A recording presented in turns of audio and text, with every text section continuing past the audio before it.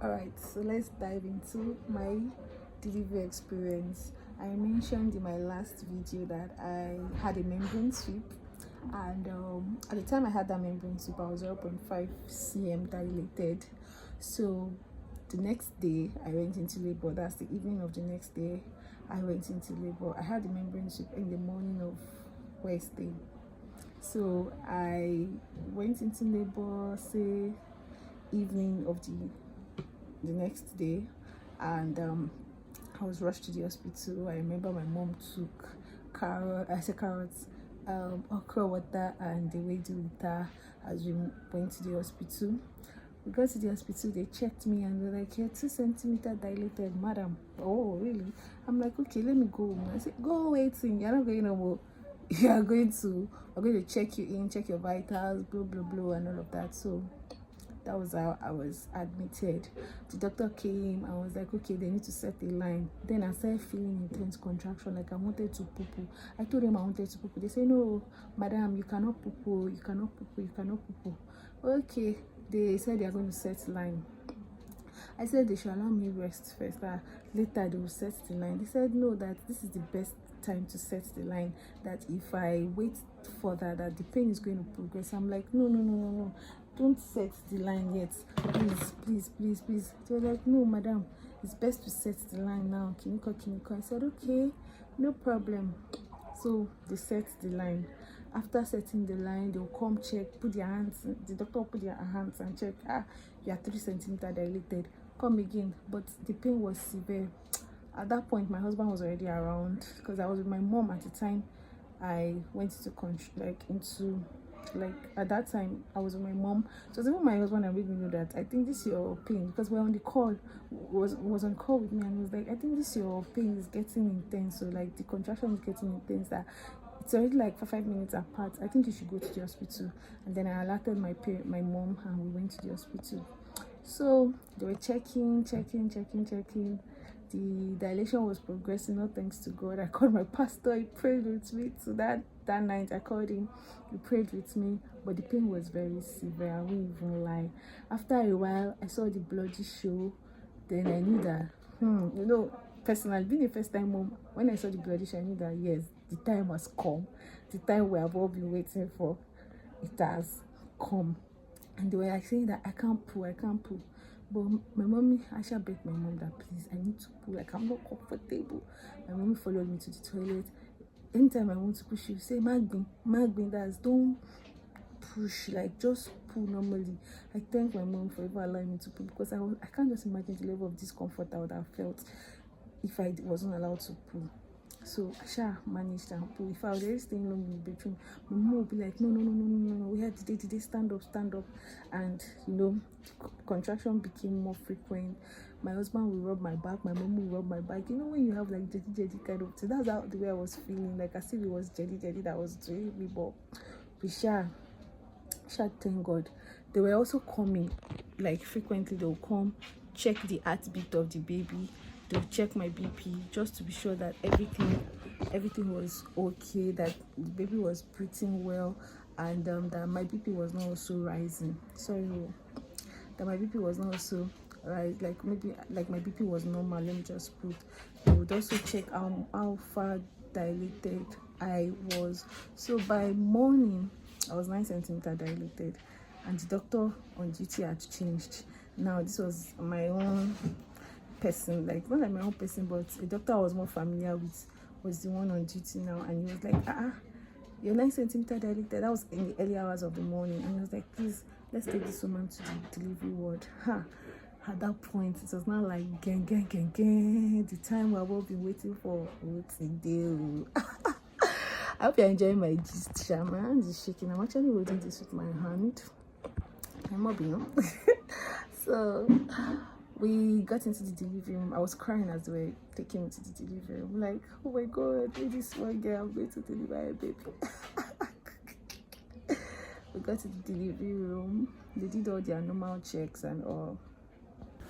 Alright, so as I was saying, I got to the delivery room. Everything was set for me to have my baby. and they were like, okay, you're doing well as a first time mom. That period was Hallelujah Challenge time, so I joined the Hallelujah Challenge, watch all the other ones that I had watched before. I was connecting with the Hallelujah Challenge. I put the phone beside me, I was singing. My mom would tell me, just say, God have mercy on me, God have mercy on me, God have mercy on me. I was confessing everything my mom was telling me to confess. God have mercy on me, God have mercy on me. Good. So they were now like, the baby's chin is up, that the chin had to come down before I can push. They were just saying something, doctor will come, blah blah blah. So they said everything is set, but that the chin is up and that we cannot push. I can't push. Sorry about that, guys. I can't push with the baby's chin being up. So they said we have to give the baby some time, that the baby will come when he's ready. Oh my God, see premium pain. My mom started calling everybody that she knew.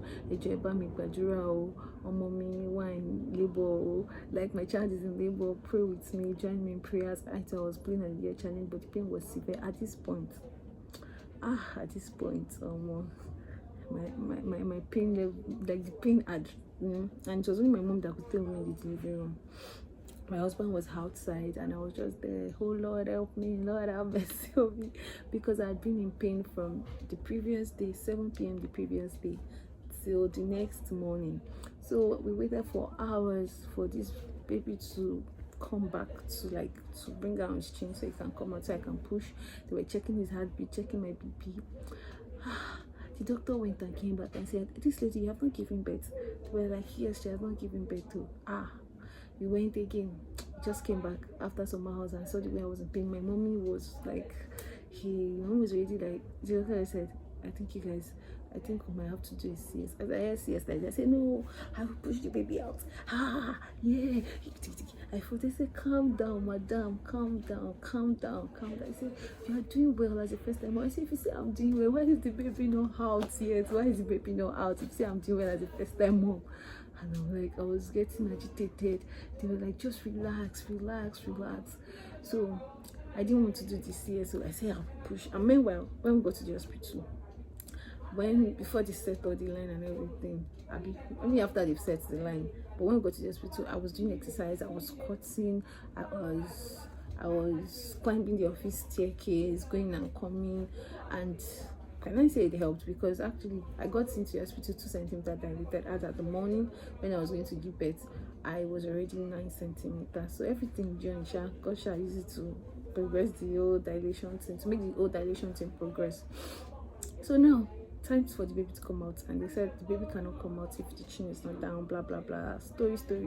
So we had to go for an emergency CS because the pain was getting intense. I was getting weak already, and we didn't want another thing to happen. So they asked my husband to sign. You've seen the kind of signing I even signed when they gave me the paper to sign it. You know, that is called waga signing. I'm not even sure I spelled my name well because I wasn't sleeping. I was like, take this thing out of me. Let me rest. Mom said, no, you cannot rest. You have started this journey. You're going to end it. So this, that. You cannot rest too. I said, please, I want to rest. And then they said person to give the anesthesia is not around. I had to wait for some minutes again. Waiting for that person was like the longest hours of my life. Jesus Christ. I was like, where is she? When is she going to be here? Please help me. But the lady came, she gave me the injection at my back, and then they wheeled me. They wheeled me to the theater before she gave me the injection. And after then, I was put to bed where the operation was going to happen, and they used a cloth to cover, so I could hear them talk. I really was not seeing what they were doing. I couldn't see what they were doing, but I was hearing their talk. Before then, they introduced themselves and what role they are going to play during the whole process. Doctor in charge, and the this and the that. They told me to introduce myself to them, even in pain. All of us like, this. No, let her introduce herself. Let's be sure that we have the right patient with us. I said, Carol. But it's good that they did the right thing, and then the whole process started. Within 10 minutes, the baby was already out. They brought the baby to me. I was shivering. They brought the baby to me. I was crying. It was all emotion. The emotions were very, were very emotional. I was very, very emotional that period, and they just showed me the baby, and they carried the baby, and there they were stitching. I think 10 minutes after I got into the theater, the baby was out. So it really took more time to stitch me. After stitching me, they took me to my ward.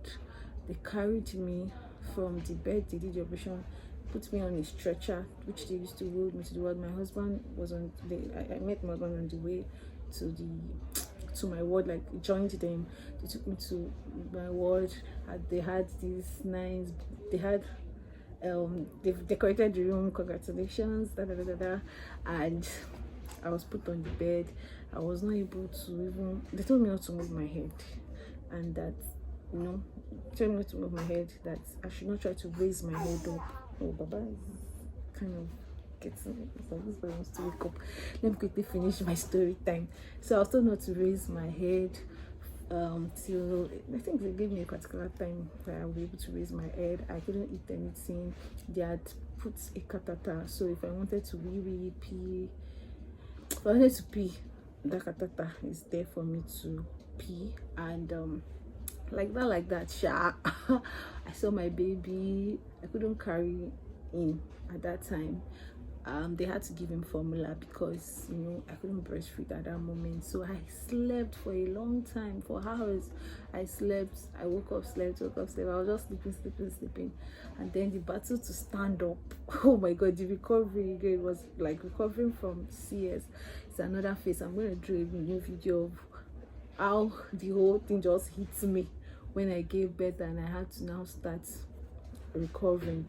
It was not a funny experience. I knew that when I woke up, like after I had slept and I woke up, it was a touch. So for me to stand up, I needed a lot of assistance to stand up. And in short, I couldn't bathe at that time, so they had to clean me up. The nurses were there to clean me up in the mornings. They would clean me up, they would help me up to the bathroom, clean me up. After cleaning me up, I'll go back. I think I started taking was it water first? I think it was water, warm water, and then it progressed to maybe pap, tea, pap, and after a while I was able to take food.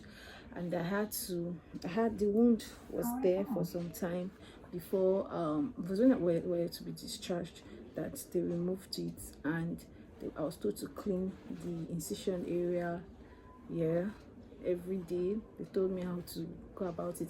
I'll do a video on how I was able to scale through the recovery process. This video is actually for delivery, the whole experience. And what I learned in this journey is that prayer works like magic, yes, and don't entertain fear. I felt like I was already too scared of the whole process, and just be open-minded. I didn't want to do CS. Yes, I knew. I was like, I don't want to do CS. I didn't want to do CS. If I had stayed on the fact that I didn't want to do CS, I didn't want to do CS, maybe I might have lost my life in the process, or of being stubborn, trying to push, or probably I might have given birth and maybe something might have gone wrong with the baby.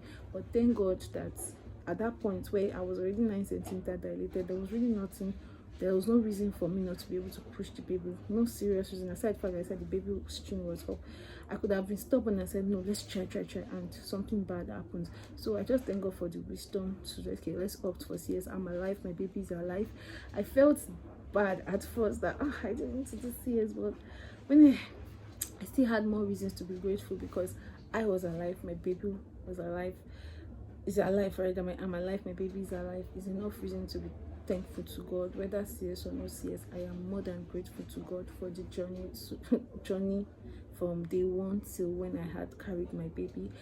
Stay tuned for more experience that I'll be sharing on this YouTube channel, and I hope you learn one or two. See you in my next video. Bye.